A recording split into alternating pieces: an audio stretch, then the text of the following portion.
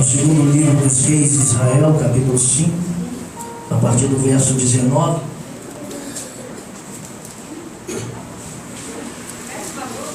Segunda Reis, capítulo 5, a partir do verso 19. O tema da mensagem, o perfil do obreiro Geazi.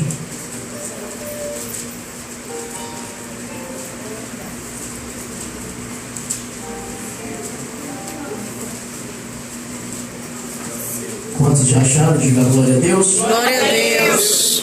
Diz assim a palavra: disse-lhe Eliseu: vai-te em paz.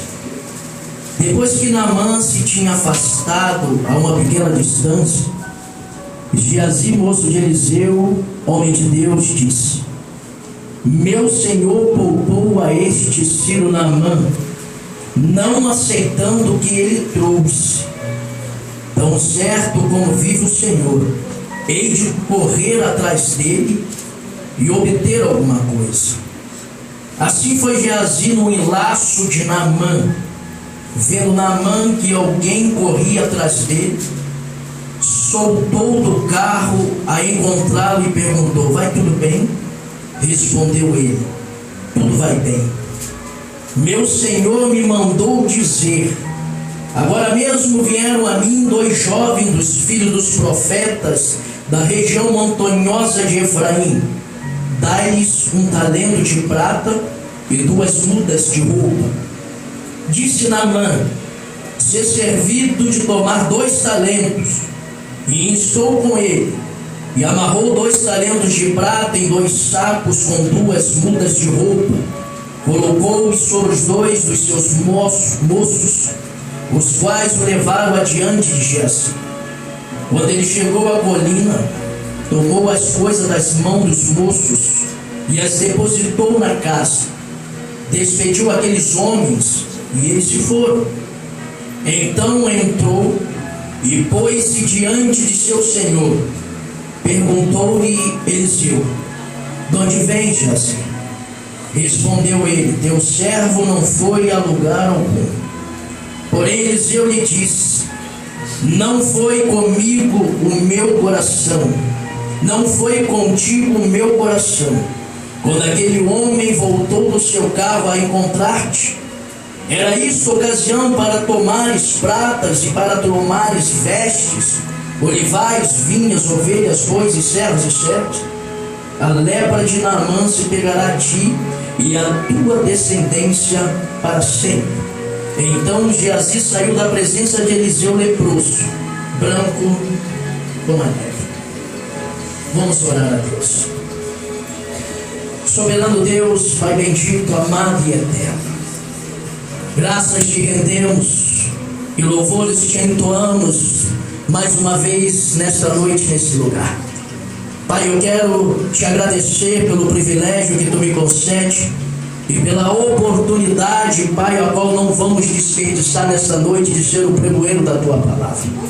Bem sei, Pai, das minhas carências e limitações, mas também sei que tu és poderoso, Pai, para fazer infinitamente mais. E que nessa noite essa palavra que está sendo liberada ao coração da tua igreja, ela venha produzir frutos a 30, 60 e a 100 por 1. E Santo de Israel, o meu pedido também é para que o Senhor possa nos exortar, nos consolar e nos edificar nessa noite. O que nós queremos é sair daqui melhores do que entramos. O que nós desejamos é que o Senhor venha trabalhar de dentro para fora, que o Senhor venha forjar o nosso caráter, e somente a tua palavra tem poder, ó Deus, de fazer mudanças, de transformar o ser humano. Então fala conosco nesta noite, porque os nossos ouvidos estão atentos para tudo que o Senhor falar aos nossos corações. Assim nós oramos e já te agradecemos, no nome santo e eterno de nosso Senhor e Salvador Jesus Cristo, e que a sua igreja possa dizer amém. Amém. Podeis assentar dando glórias a Deus nesta noite. E é um prazer novamente subir essa tribuna para ministrar a palavra de Deus. Bem, meus amados irmãos, como sempre falamos, famílias abençoadas por Deus, pedras que vivem. dessa construção espiritual. A história que nós acabamos de ler, ela é bastante conhecida. A história, ela trata da cura da lepra de um chefe do exército da Síria, um grande homem diante de seu Senhor, e um grande homem também de muito respeito, um homem muito considerado no meio do seu povo, um chefe de exército, cujo nome todos nós aqui já conhecemos, a qual se chama Naamã. A história também vai nos apresentar mais dois homens, um chamado Eliseu, que significa Deus é salvação. E a história também vai nos apresentar um outro homem, que se chamava Geazi. Repita comigo: Geazi. Geazi era servo do profeta chamado Eliseu. E nesta noite eu gostaria de traçar um paralelo na formação, se assim podemos dizer, ministerial da vida desses dois homens.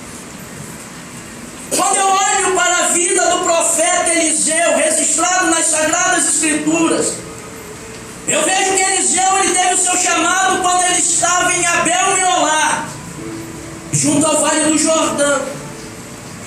As Sagradas Escrituras vão nos mostrar que a família de Eliseu era uma família de posses. A família de Eliseu era uma família rica. Eliseu, ele possuía 12 pares de gado, ou 12 juntas de bois. E ele era um homem que trabalhava no campo. O Senhor Deus, ele ordena ao profeta Elias, quando ele estava escondido na caverna, para que ele descesse até a cidade de Abel-Meolá e lá ungisse Eliseu profeta. A narrativa, ela nos mostra que a Eliseu, ele estava atrás da 12ª junta de bois. E Elias, ele lança sua capa sobre Eliseu, e Eliseu entende que ali era o chamado de Deus ao ministério profético. Ele diz para o profeta Elias, quando ele recebe esse chamado, quando a capa é lançada, ele chega para o profeta Elias e diz para ele: deixa-me despedir de meu pai e de minha mãe, e eu te seguirei. E assim Eliseu fez.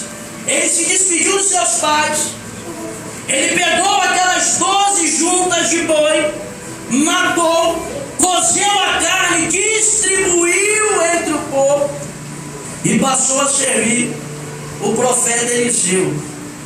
E aqui eu já começo a aprender algo da parte de Deus, e eu quero compartilhar com a igreja. O que eu aprendo aqui é que para servir no ministério é necessário renúncia. Repita comigo: renúncia. Para servir no ministério é necessário desprendimento, romper com tudo para estar à disposição de Deus. Foi isso que o profeta Eliseu ele fez. Ele renunciou o conforto da sua casa, ele renunciou às regalias de uma família bem sucedida. Ele pegou tudo que ele tinha, que eram os bois, matou, cozeu a carne e distribuiu entre o povo. Eliseu, ele rompe com a sua própria vida para poder viver a vida de Deus. Ele diz: eu não quero mais viver a minha vida. A partir de agora eu vou obedecer o chamado e passar a viver a vida que Deus quer para mim. Aleluia! Glória a Deus! O apóstolo Paulo, ele chega a dizer que já não sou eu mais quem vivo, mas Cristo vive em mim.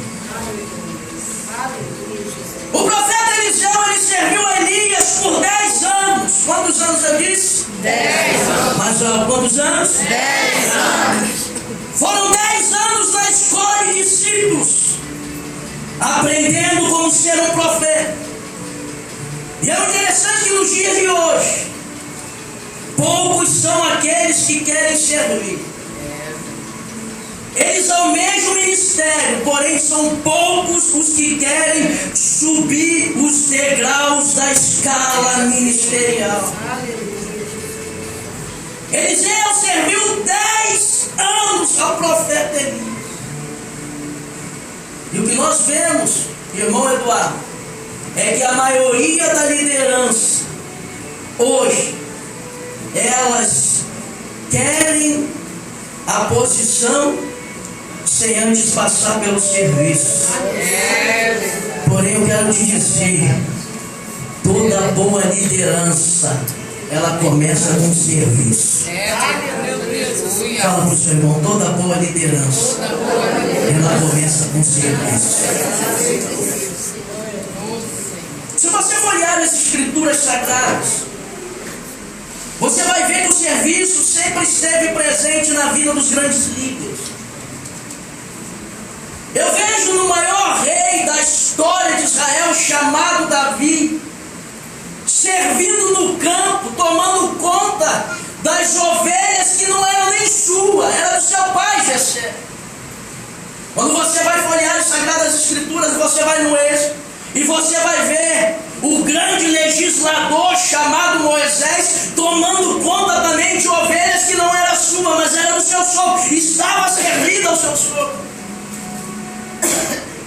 Você vai folhear as Sagradas Escrituras e você vai ver que o maior rei da história da humanidade, chamado Jesus Cristo, ele não veio para ser servido, mas ele veio para ser vivido. Então o serviço sempre esteve presente na vida dos grandes líderes.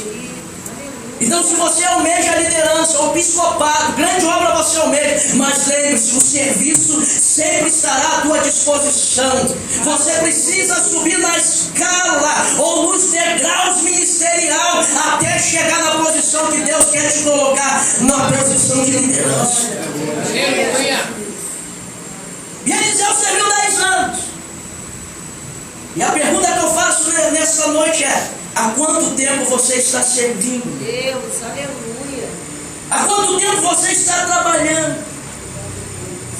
Eu quero deixar uma palavra de conforto para o teu coração. Não se preocupe se você está servindo agora, porque o teu tempo também vai chegar. Porque aquele que é dono da obra é fiel para nos recompensar. Porque nenhum trabalho do Senhor é em vão. Tenha a sua recompensa. Aleluia. Eliseu, ele não se importou em ser o segundo. Tem muitas pessoas que se importam em ser o segundo, porque ele quer ser o centro das atenções. Eliseu, ele não se importou com o cargo de segundo lugar, porque até então Elias era o seu Senhor. E nós vemos isso no meio da igreja de Jesus, a dificuldade, o presbítero Paulo, de ser o segundo.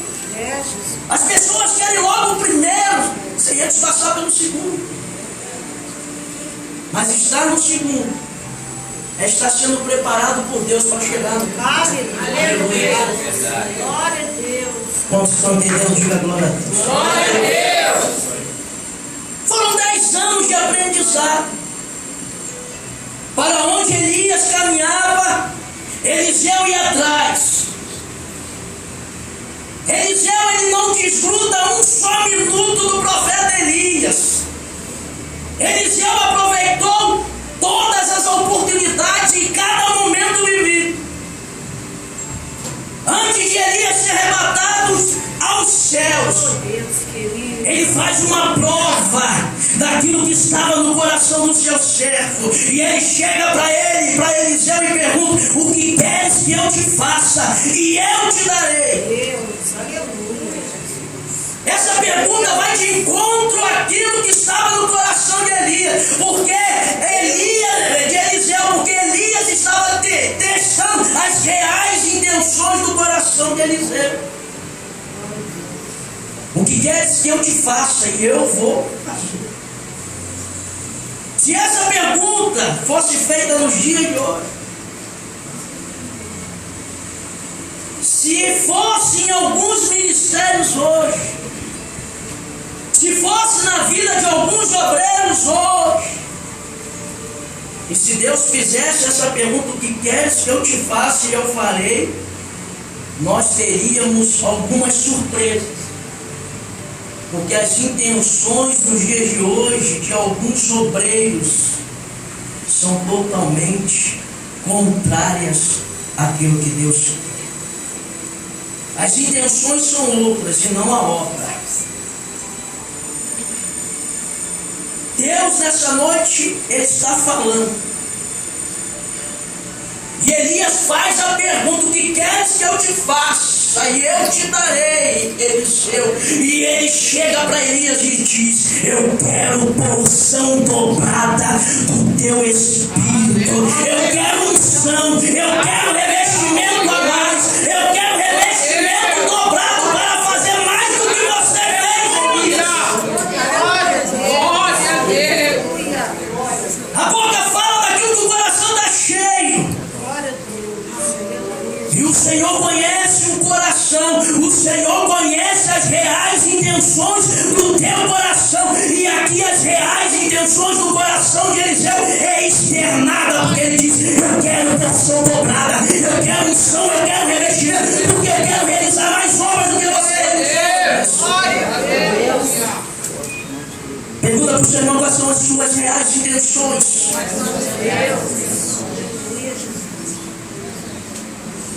Pergunta para o outro que está do outro lado: quais são as suas reais intenções dentro do reino de Deus? Glória a Deus. Aleluia. Glória. Quando Elias ele foi rebatado, e Eliseu ele assume a posição, o cargo de profeta, Eliseu passou a ser visto como um santo homem de Deus. Homem quer dizer amadurecido. Homem quer dizer experiente. Homem quer dizer fortalecido. Um santo homem de Deus, um homem amadurecido, experiente. Um homem fortalecido.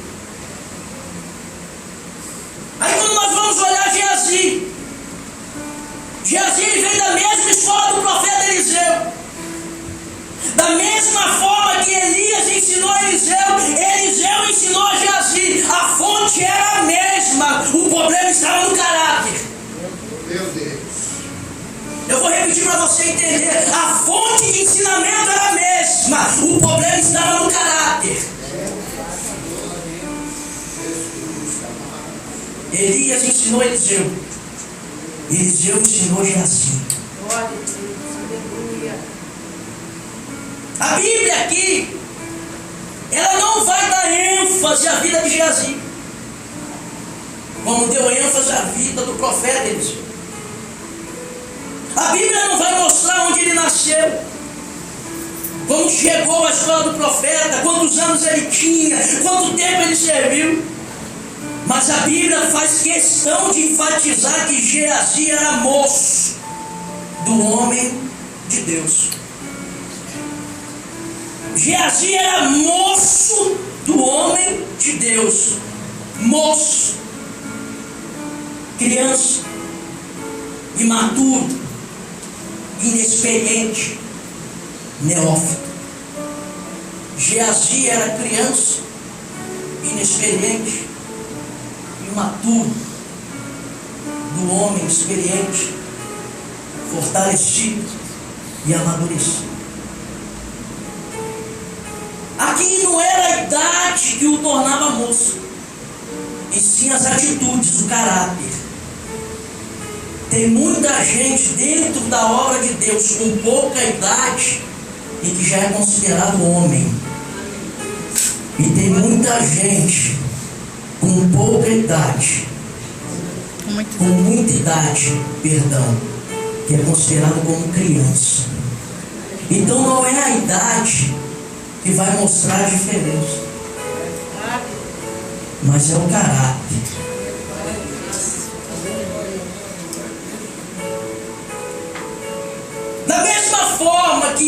Eliseu viu os milagres que Elias realizou, Geazi viu os milagres que Eliseu realizou. As atitudes de Elias influenciaram Geazi. Perdão, as atitudes de Elias influenciaram Eliseu, mas as atitudes de Eliseu não influenciaram Geazi.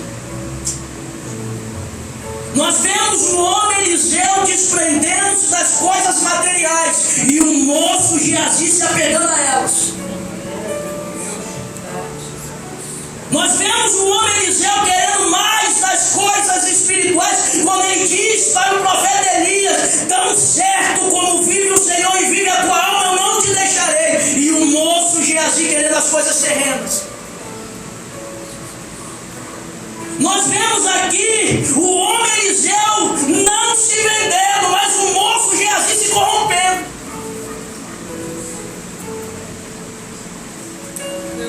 Diga para o seu irmão que está aí do seu lado: o problema não está no ensinamento, está no aprendiz. E volta a repetir: a fonte é a mesma. O problema está no caráter.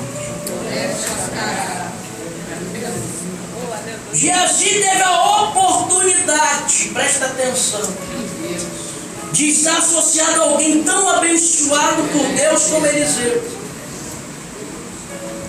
É difícil imaginar tudo que Geazi poderia ter aprendido nesses anos que trabalhou com o profeta Eliseu. Mas Geazi desperdiçou a oportunidade. Sabe por quê? Olha para mim, presta atenção. Porque as lepras exteriores eram um reflexo das lepras interiores da sua alma. É por isso que ele desperdiçou as oportunidades. As lepras que estavam na sua alma corromperam o seu caráter. Antes de ser contaminado no corpo, Geazi foi contaminado na alma. Aleluia, Jesus. E nós precisamos olhar para a alma de Geazi. Presta atenção. Nós precisamos olhar para a alma de Geazi como quem olha para um espelho, para enxergar as nossas próprias falhas. Isto por quê, pastor? Porque muitas das vezes os problemas que havia na alma de Geazi são os mesmos da nossa alma. Eu sinto a presença de Deus.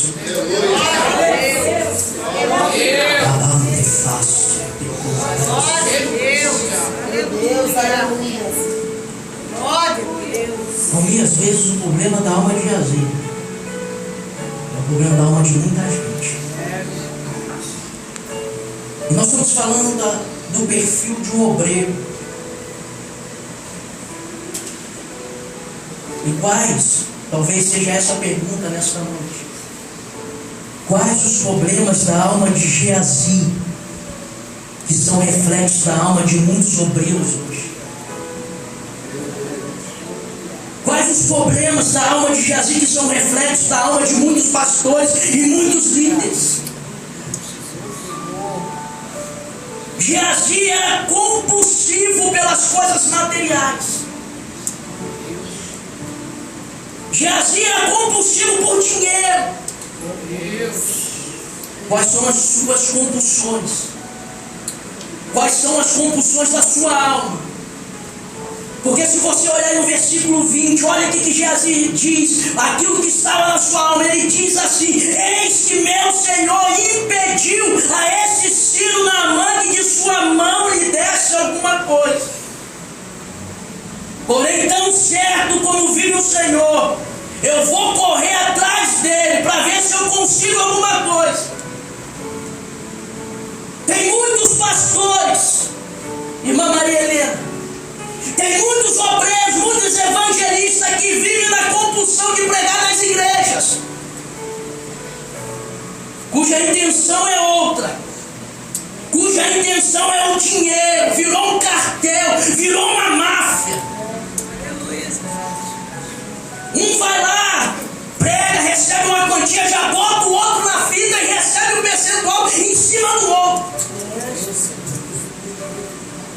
Compulsões. É por isso que você vê muitos aí, obreiros, evangelistas, pregando em várias igrejas. E na sua mesma não cria raiz.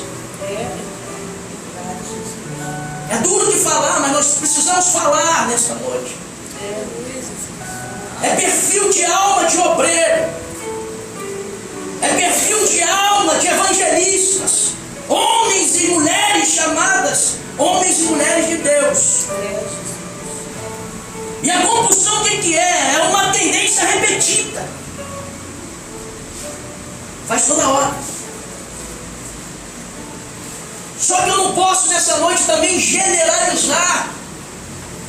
Porque em todo segmento da sociedade existem os bons e existem os ruins. Como existem médicos bons e médicos ruins, como existem advogados bons e advogados ruins, também existem obreiros bons e obreiros ruins, cuja intenção é outra e não o reino de Deus. Quantos me entendem? Diga glória. Glória a Deus. Aleluia. Glória a Deus. É necessário nós fazermos uma análise das reais motivações da nossa alma. Tem muita gente na obra de Deus correndo atrás em busca de receber alguma coisa. Foi o que Jesus fez. Ei, eu vou correr atrás desse sino na mão para ver se eu consigo alguma coisa.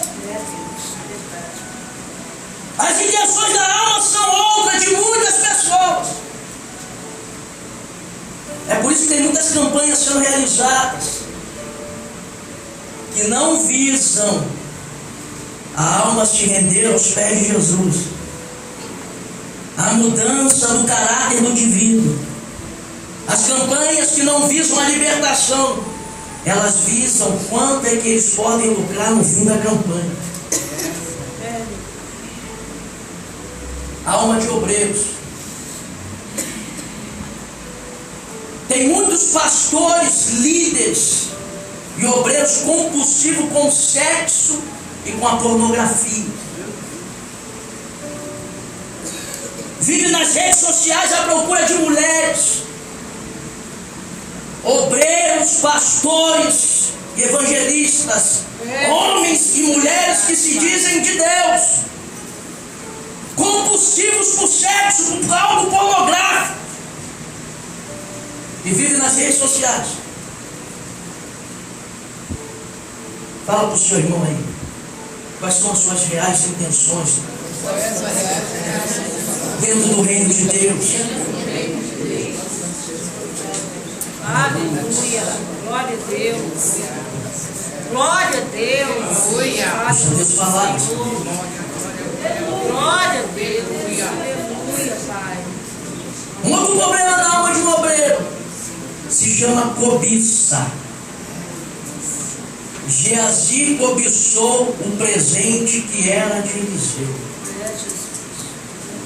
E quando você vai no livro de Êxodo, capítulo 20, versículo 17, Deus escreve com o seu dedo e diz: não cobiçarás a casa do teu próximo, não cobiçarás a mulher do teu próximo, nem o seu servo, nem a sua serva, nem o seu boi, nem a sua jumenta, nem coisa alguma que pertença ao seu próximo. Meu Deus. Aleluia. A cobiça é uma obstinação intensa para conseguir algo. Enquanto a pessoa não consegue, ela não para. Enquanto a pessoa não consegue, ela não desiste. A cobiça é parente da inveja, da ambição desenfreada. Aleluia. O invejoso, ele quer ter algo igual ao seu. Já o cobiçoso, ele quer aquilo que é seu. O invejoso, ele quer comprar um carro que nem você tem, ou que você comprou, mas o cobiçoso, ele quer o teu carro.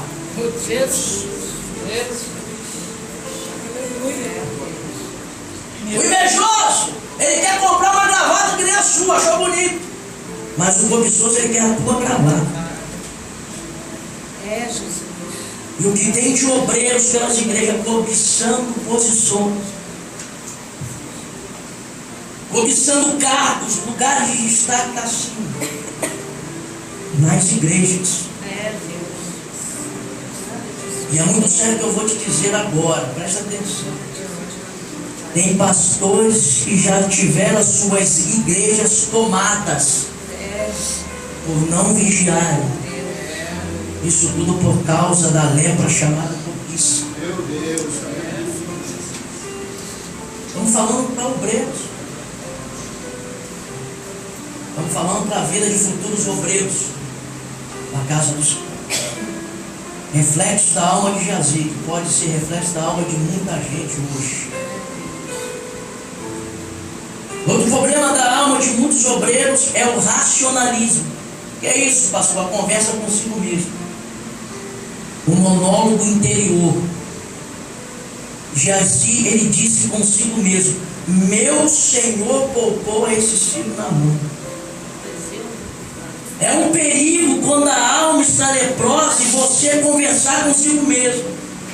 Primeiramente, que a alma ela está insensível à voz do Espírito Santo. E segundo, a tua alma sempre vai concordar contigo. A alma sempre vai te dar razão. Jazi, ele está conversando consigo mesmo. Ele diz assim: meu Senhor, ele poupou esse filho na mão. E a alma dele responde assim: é verdade, poupou mesmo. Olha que absurdo. A alma incentivando. Jesus ele disse assim: eu vou correr atrás dele para ver se eu consigo alguma coisa. E a alma disse: vai depressa, corre logo, não perde tempo. A alma sempre dando razão. Acontece muito isso nos nossos dias. Quando alguém diz assim: eu estou cansado, não vou mais à igreja, não vou orar, não vou mais buscar. E a alma responde: é isso mesmo, é perda de tempo, não vai mais não, fica em casa prostrado, larga tudo, chuta o balde. Você não está vendo fulano que nem é crente, está prosperando e você está aí. É a alma falando contigo. Você diz assim: a minha mulher é chata demais. E a alma responde: amigo. Ainda chama amigo, né? Amigo. Você não está vendo quantas mulheres estão aí soltas nesse mundo afora? Para que ficar casado? Se separa, vai embora. Por que ficar aguentando isso tudo? Deixa a vida te levar. A alma responde assim. Outros dizem assim: pastor nem me deu a paz de ser. Aí a alma diz assim: ele só dá a paz para a patotinha dele. Sai dessa igreja, vai embora, vai para outra igreja. Fica aí mais não. Pastor, só dá atenção à patotinha. A alma, querido, ela trabalha dessa maneira. E isso é um perigo. Quando o monólogo interior começa a conversar contigo. Quantos estão entendendo? Diga glória. Glória a Deus. Outro problema da alma de um obreiro se chama mentira. Jazi, lá no verso 22, ele diz: o meu Senhor me mandou dizer. Olha, o meu Senhor me mandou dizer. Eliseu não tinha mandado dizer nada. Chegaram agora mesmo 2 jovens dos filhos dos profetas da região montanhosa de Efraim. Dá-lhe 1 talento de prata e 2 mudas de ouro. Jazi, além de mentir, ainda colocou o nome de Eliseu no meio. E tem pessoas que mentem e ainda colocam o nome de outros no rolo, como diz aí a gíria popular. Tu chega lá no teu trabalho atrasado e o patrão pergunta assim: por que não chegou atrasado? Não, é porque minha mãe passou mal. E eu fui levar minha mãe lá no hospital, mentira. Você ficou até tarde na internet, no Facebook, acordou atrasado, chegou tarde, agora está mentindo.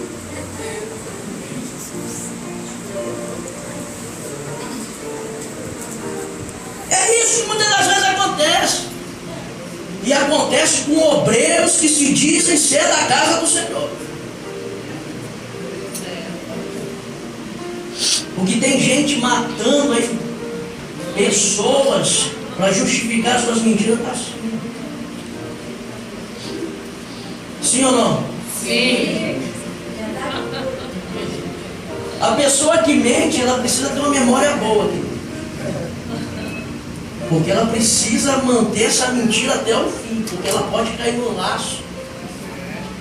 Depois de se contradizer naquilo que ela falou lá atrás. A Bíblia diz que o pai da mentira se chama Diabo. E o que existem de PhDs em mentira formada na faculdade luciferiana, aonde o próprio professor era Satanás, está assim. Igreja, vocês estão rindo, mas é verdade. Tem gente PhD em mentira. Aí você vê onde você foi formado, lá na faculdade luciferiana. Quem é o teu professor? Satanás. Eu não sei como esses homens, esses obreiros conseguem criar tantas mentiras. E o pior de tudo é que eles ainda utilizam a Bíblia Sagrada para sustentar as suas fábulas. Eles usam a Bíblia Sagrada. Tem obreiros manipulando pessoas, presta atenção, para poder carregar e sustentar as suas mentiras e os seus pecados. Olha o que diz o verso 23. Naamã colocou 2 talentos de prata e 2 sacos com muda de roupa sobre 2 moços, os quais levaram adiante de Geazi. Esses 2 homens, sem saber, eles estavam carregando as compulsões, as cobiças e as mentiras de Geazi. Você está entendendo? Porque Deus está falando nessa noite. Diga glória a Deus. Glória a Deus. Aleluia. Glória a Deus. Sem saber. É o que está acontecendo na igreja. É o que está acontecendo com muitos obreiros hoje. E outro ponto que precisamos ressaltar nesta noite, na vida do obreiro Geazi, é que ele tinha um lugar para esconder os seus pecados. Olha o que diz o verso 24. Chegando eles à colina, tomou as coisas da mão daqueles moços e depositou na sua casa. Tem muitos obreiros escondendo pecados. Segura aí. Segura aí. Tem obreiros escondendo o pecado da mulher. Tem obreiros escondendo o pecado dos filhos. Tem obreiros escondendo o pecado do pastor, escondendo a igreja. Ele só não consegue esconder de um. Aleluia. Aleluia. Cujos olhos tudo vê. Ele se chama Jesus Cristo. Aleluia. Ele está aqui nessa noite. Tem obreiro escondendo o pecado. Geazi pega e esconde em casa. Essa noite, querido, tira, joga fora. É noite de faxina. Existe cura para a alma de obreiros assim? Claro que existe. Primeiro, precisamos reconhecer e pedir perdão e fazer o que for preciso para corrigir. Deus está sempre nos concedendo a oportunidade para nos arrependermos e nos consertarmos.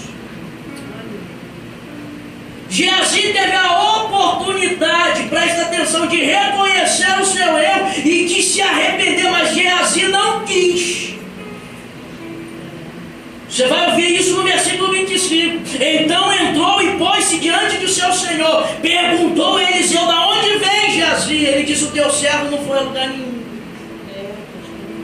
Aqui estava a oportunidade de arrependimento. Aqui estava a oportunidade de confessar. Eu fui atrás dos presentes que tu rejeitaste, Eliseu. Mas ele disse: eu não fui a lugar nenhum. Então nessa noite Deus está dando oportunidades de arrependimento, de conserto. Basta você querer se consertar e se arrepender. Geazi, ele teve essa oportunidade de alcançar o favor e a misericórdia de Deus, mas Geazi não quis. Essa noite Deus te concede a oportunidade de alcançar a misericórdia e o favor dele. Basta você abrir o teu coração e, querido, se arrepender. Porque Provérbios capítulo 28, versículo 3, provérbio de número 28, capítulo, versículo 13, diz: aquele que encobre as suas transgressões nunca prosperará, mas aqueles que confessam e deixam vai alcançar a misericórdia. Aleluia, glória a Deus. Se nessa noite você confessar, você alcança a misericórdia. E nessa noite possamos descer na ostentação do nosso pecado, como Naamã desceu nas águas do Jordão, e que nós possamos subir purificados de toda a lepra do pecado. Aleluia. Glória a Deus. Eu não sei quais são as suas compulsões. Eu não sei se você tem cobiça, ou se você está vivendo uma vida de mentira, ou se você está escondendo pecados. Mas essa noite Deus te dá a oportunidade de arrependimento. Aleluia. Glória a Deus. E talvez possa ser o último. Mas você só está profetizando desgraça, não. Mas a Bíblia diz: se hoje ouvirdes a minha voz, não endurecerás o vosso coração. Glória a Deus. Aleluia. Esse momento que nós estamos vivendo talvez não venha se repetir mais. E essa é a oportunidade que Deus está nos concedendo. Deus, aleluia. Eu não sei o que você tem passado, o que você Glória tem a vivido. Deus. Eu não sei o que está acontecendo na tua vida.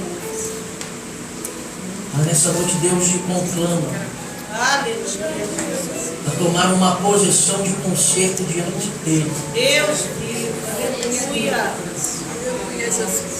E eu quero orar com você. Glória a Deus. Glória a Deus. Glória a Deus. Eu queria que você se colocasse de pé. Aleluia. Glória a Deus. Glória, glória, glória, glória a Deus. Glória a Deus. Aleluia. Desliga. Deus. Aleluia. Louvado seja Deus.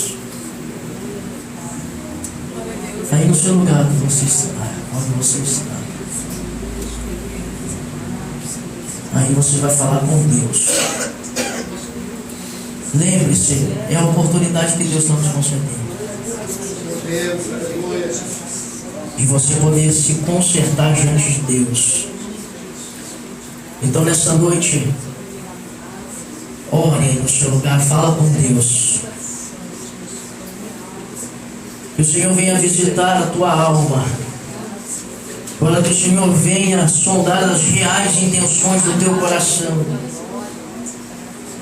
O que você tem passado nesses últimos dias?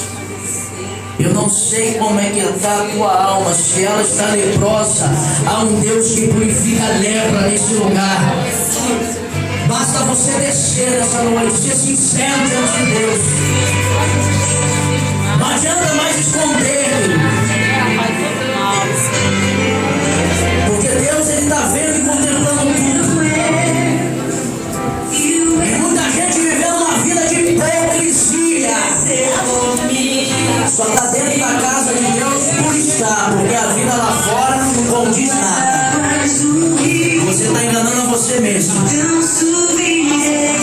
Você não está enganando a Deus, porque Ele está te vendo. Ele sabe onde Deus conhece o teu coração.